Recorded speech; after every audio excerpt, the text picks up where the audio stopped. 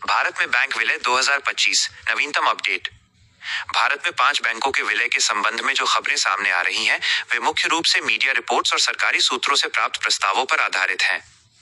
सरकार द्वारा सार्वजनिक क्षेत्र के बैंकों को और सुव्यवस्थित करने के लिए मेगा बैंक मर्जर की योजना पर काम करने की तैयारी है, जिसके तहत छोटे सरकारी बैंकों को बड़े बैंकों जैसे भारतीय state bank (SBI), Punjab national bank (PNB) और बैंक ऑफ बड़ौदा में विलय किया जा सकता है। प्रस्तावित विलय में शामिल बैंक विभिन्न मीडिया रिपोर्ट्स के अनुसार सरकार द्वारा जिन छोटे सार्वजनिक क्षेत्र के बैंकों के विलय का प्रस्ताव तैयार किया गया है, उनमें ये बैंक शामिल हो सकते हैं: Indian Overseas Bank, Central Bank of India, Bank of India, Bank of Maharashtra, UCO Bank, Punjab and Sind Bank, Punjab और सिंध बैंक।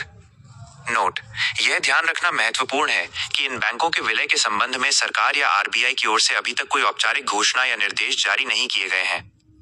बैंकरों ने भी पुष्टि की है कि उन्हें विलय को लेकर कोई आधिकारिक सूचना नहीं मिली है। विलय एक लॉन्ग टर्म का टारगेट हो सकता है। पिछले बड़े विलय सूची। भारत में बैंकिंग प्रणाली को मजबूत करने के लिए पिछले कुछ वर्षों में कई बड़े विलय हुए हैं। 2017 भारतीय स्टेट बैंक (SBI) का उसके 5 सहयोगी बैंकों और भारतीय महिला बैंक के साथ विलय।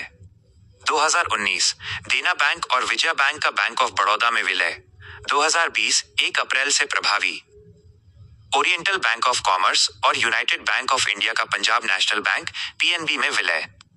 सिंडिकेट बैंक का केनरा बैंक में विलय। आंध्रा बैंक और कॉरपोरेशन बैंक का यूनियन बैंक ऑफ इंडिया में विलय। इलाहाबाद बैंक का इंडियन बैंक में विलय। सरकार का दीर्घकालिक लक्ष्य विकसित भारत 2047 देश के कम से कम 2 सार्वजनिक क्षेत्र के बैंकों को दुनिया के शीर्ष 20 बैंकों में शामिल करना है।